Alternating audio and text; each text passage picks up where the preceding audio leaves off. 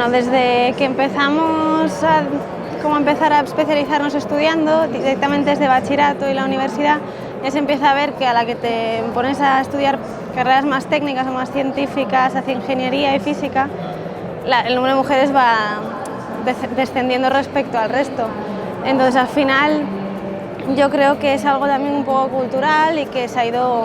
como que es más típico que un hombre estudie ese tipo de carreras que una mujer. Pero yo, por ejemplo, estando en la universidad, éramos mi año más chicas que el año anterior, entonces creo que es algo que poco a poco con el tiempo va a ir cambiando y va a ir incrementando. Entonces, al final es un número que yo espero que pronto suba.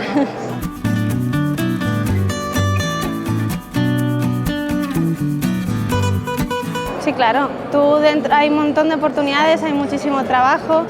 hay diferentes opciones, no te aburres nunca porque siempre cada día es distinto, cada día hay un montón de cosas que hacer y al final es como cualquier otro tipo de trabajo, que tienes un montón de cosas y cada uno al final se especializa más en lo que le va gustando. Es algo que se podría fomentar ya en los colegios, que involucrar más a los niños y niñas con la informática y al final la gente pues